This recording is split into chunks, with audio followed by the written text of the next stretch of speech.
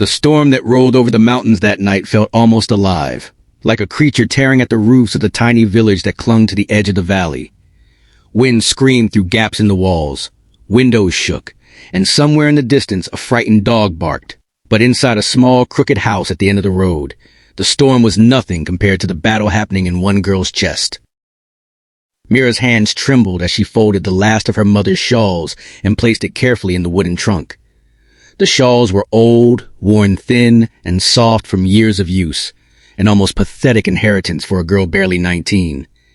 Everything else had already been sold to survive. Cows, furniture, tools, even the tiny silver earrings her grandmother had given her.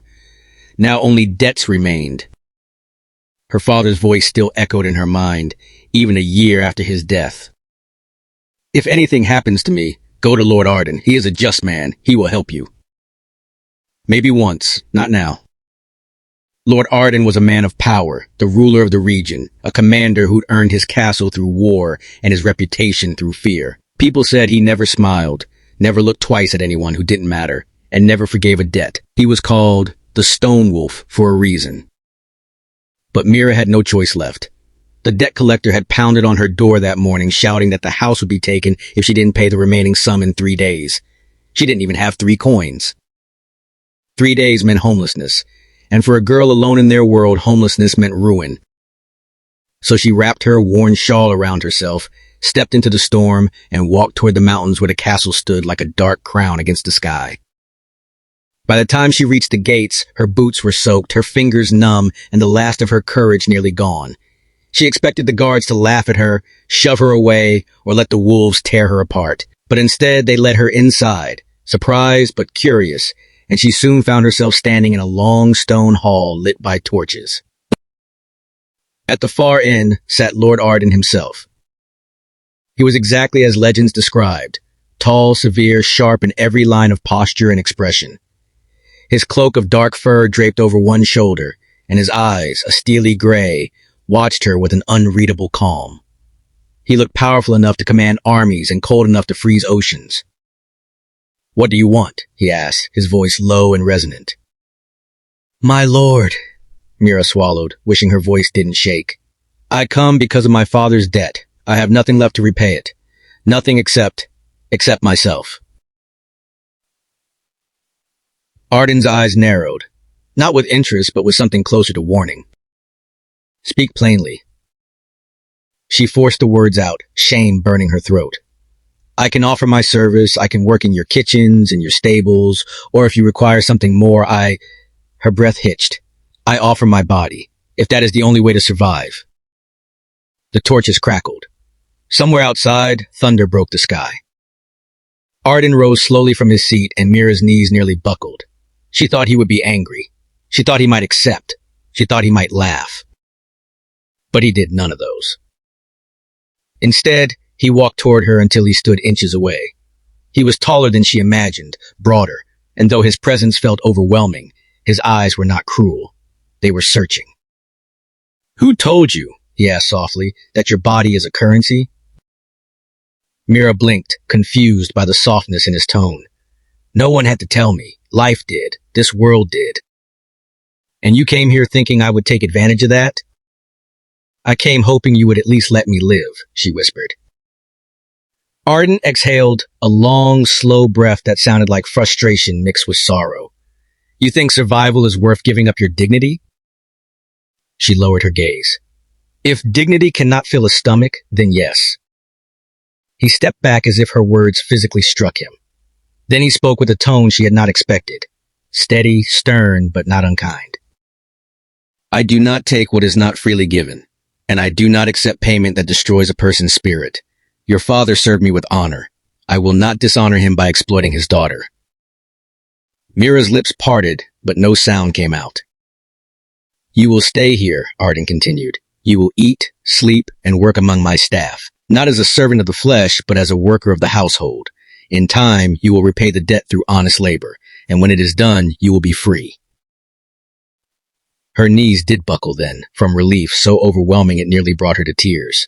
"My lord, why? Your father saved my life during the war," he replied. "You owe me nothing." "He died thinking I would protect his family. It seems I am only now keeping my word." For the first time, she heard emotion in his voice, buried deep, but real. The days that followed were unlike anything Mira expected. The castle was strict but not cruel. She was given a warm room, simple clothes, and tasks she could handle. She cleaned, cooked, fetched water, fed the horses, and tried her best to blend into the background.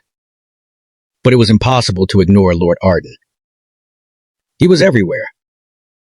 Inspecting troops in the courtyard, discussing affairs with advisors, training with his sword at dawn, helping injured villagers who came seeking aid. He was stern but fair, distant but attentive, unyielding but not heartless.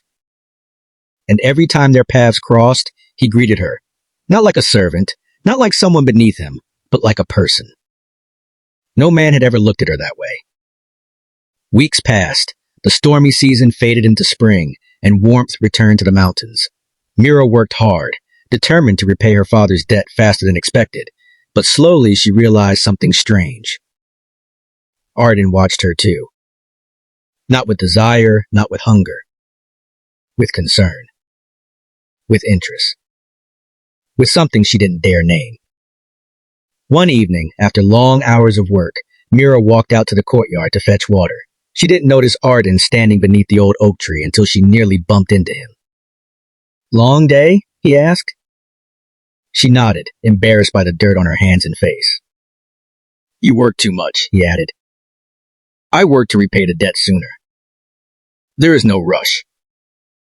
"There is for me," she answered softly. "I don't want to be a burden." "You are not," he said firmly, "and you never were." A silence stretched between them, heavy but gentle. "You know," he added after a moment, "when you first came here offering yourself, I was angry." She stiffened. "I know, I shouldn't have..."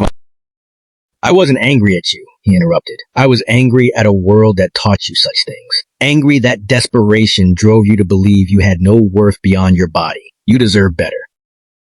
Her breath trembled. "I didn't think anyone would ever say that to me." "Then let me say it again," he murmured. "You deserve better."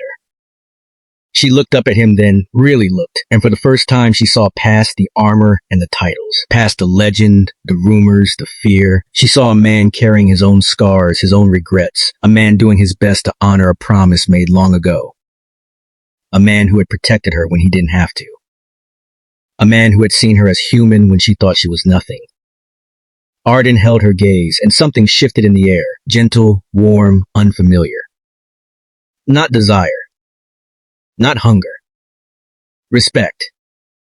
Tenderness. Hope. She lowered her eyes shyly. "Thank you, my lord." "You may call me Arden." Her cheeks warmed. "Thank you, Arden." He smiled then, truly smiled, and it softened every sharp line of his face. It made him look not like a stone wolf, but like a man rediscovering the ability to feel. And for the first time since her father's death, Mira felt safe. Not because Arden was powerful, but because he had chosen not to use that power against her. Months later, when her debt was finally repaid, Arden called her to the same hall where they'd first met. She expected him to dismiss her, to send her back to the village. Instead, he said softly, "You are free, Mira, free to go wherever you choose. But if you wish to stay, not as a debtor, not as a servant, but as someone I respect, then the castle door is open to you." Her heart had already chosen long before her lips answered. "I wish to stay." And the storm that once threatened to destroy her life ended up leading her to a place she never expected, towards safety, dignity, and a quiet, growing affection that neither of them needed to rush. For survival built on desperation could break a soul. But survival built on kindness could heal one. And Mira at last had found the difference. Inside the cabin, the fire crackled softly, throwing warm orange light against the pine log walls. Takala sat near the hearth where Mary had placed her almost ceremonially, as though she were something fragile to be guarded. The warmth hit her slowly, then all at once, she drew in a breath that shuddered, the kind that comes after too many hours of winter air scraping the lungs. Her hands hovered over the flames, slim fingers trembling from more than the cold. John set a pot of stew to warm, glancing at her from the corner of his eye. Try to piece together how someone who looked so proud could also look so close to collapsing. Mary scurried across the cabin like a small storm, grabbing blankets, piling them beside Takala. insisting she needed extra warm ones because the snow was mean today. Takala watched her with an expression that flickered somewhere between confusion and tenderness, as if she couldn't understand why this little girl cared so fiercely for her. When Mary finally settled beside her, cheeks flushed and breathless, John handed Takala a steaming cup of broth. She hesitated before accepting it, almost as though she expected a different outcome. A refusal, a warning, a condition. John noticed a hesitation and said quietly, "It's all right. Drink." She lifted it to her lips and sipped, eyes closing briefly as the warmth spread through her limbs. "Thank you," she murmured. Her voice was soft, but carried a depth he'd heard in people who had survived too much. Mary leaned closer, studying the bandage beneath Takala's blanket. "Does it hurt a lot?" she asked. "A little," Takala answered, which was far less than the truth. John knelt beside her, his rough hand hovering but not touching. "May I look? I've tended a fair share of wounds around here." She hesitated, then nodded. As he gently lifted the blanket's edge, she stiffened from instinct, not pain. Her ribs were bruised dark violet, the bandage wrapped haphazardly, likely done alone. He exhaled sharply. "You shouldn't have been out there walking like this." She said nothing, though her eyes flickered with memories he couldn't see. He rewrapped the bandage slowly, carefully, his fingers brushing her skin only when necessary. She didn't pull away, but her breath caught each time he touched a tender spot. Mary watched quietly now, hands folded, concern etched across her tiny face. When he finished, Takala whispered, "Your kindness is unexpected." He sat back on his heels. "You saved my daughter. That matters." For a moment, the cabin settled into silence, broken only by the fire popping softly. Then Mary brightened suddenly. "Takala, do you want to see the Christmas tree I made?" Before Takala could answer, Mary grabbed her hand and tugged toward the small wooden table where a tiny pine branch stood in a tin cup, decorated with berries and crooked strands of ribbon. Takala rose slowly, moving stiffly, and Mary beamed up at her with pride. "It's for Mama," Mary explained, voice softening. "But you can share it with us." Takala reached out and touched one of the dried red berries. For the first time since she'd entered the cabin, her face softened, not in gratitude, but in something quieter, almost reverent. "It is beautiful," she said. Mary glowed. "Daddy carved ornaments last night, too. But I wasn't supposed to tell you that." John shot her a look, but a smile tugged at his mouth despite himself. Takala turned toward him. "You carve?" "When I can't sleep," he admitted, "which is often." The firelight reflected in Takala's eyes, revealing the small traces of exhaustion, grief, and something else. Something like recognition. She studied him for a moment, not with suspicion but with quiet understanding. "Your heart carries weight," she said softly, as though she were observing the weather rather than stating something personal. John's breath hitched, surprised by how simply she said it. "We all carry something," he replied. "Yours too, I imagine." She lowered her gaze. "My husband was a good man. Strong, loyal. His death left my world hollow." John nodded slowly, the heaviness of shared loss filling the small space between them. Mary, standing between them, glanced from one face to the other as though sensing something she couldn't name. The stew finished warming, and John filled 3 bowls. Takala accepted hers cautiously, but Mary dug in with childlike enthusiasm, talking between mouthfuls about wool snow trees and how Takala would love Christmas morning. The woman listened, eating slowly, savoring each bite as though real food felt foreign after days of surviving on almost nothing. After dinner, Mary grew sleepy, her head drooping until it fell against Takala's arm. Instinct made Takala freeze, but after a long breath she adjusted, letting the child lean against her. She brushed a braid from Mary's forehead, her touch hesitant but gentle. John watched them from the table, something unexpected tightening in his chest. Not discomfort, not regret. Something warmer, quieter, like the slow thaw of winter ice. Outside, the storm deepened, but inside, the fire glowed. Mary slept beside a woman who protected her, and John sat across from the first stranger in years who made the silence of the cabin feel less empty. And though none of them said it aloud, the truth settled gently over the room. They were no longer three separate lives colliding by accident, but something slowly beginning to stitch together in ways none of them yet understood. Christmas morning broke quietly over the valley, pale light brushing the snow in soft strokes, as though the world were holding its breath. Inside the cabin, warmth clung to the air, the fire having burned through most of the night. John stirred awake first, instinct trained by years of early chores, but something pulled him from sleep more gently than usual. It was a soft sound of voices, Mary's whisper into Kala's low, musical replies. He pushed himself up slowly, his joints aching from the cold, and saw his daughter crouched by the fire, whispering as she rearranged the little pine branch she called their Christmas tree. Beside her, Takala sat wrapped in the same blanket from the night before, but her posture was easier now, less guarded, her dark hair falling in loose waves over her shoulder. Mary was showing her a small carved deer, one of the ornaments John had made. "Daddy made this one for me, because I like the deer behind the barn," Mary explained proudly. "And he made you something too, but you have to wait until he wakes up." Takala's eyes flicked upward, meeting John's before she could hide it. She blinked, a hint of embarrassment crossing her face as though she'd been caught in a moment too intimate. He cleared his throat. "I suppose it's too late to pretend I'm still asleep." Mary lit up instantly. "Daddy, finally, can we do gifts now? Please." John rubbed his face, glancing at the window.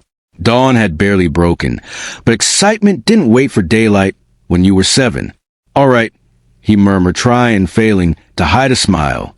Mary dashed across the room to retrieve the small wooden box he'd hidden under his coat the night before. She placed it between Takala and herself, tapping it eagerly.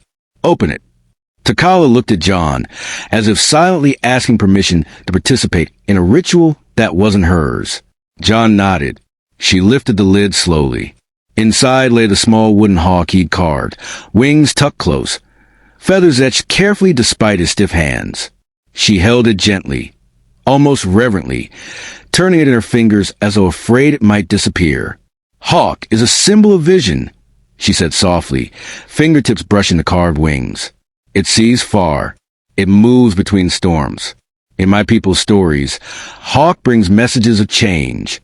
Her voice trembled, but not from pain. Mary leaned against her side, beaming with pride on her father's behalf.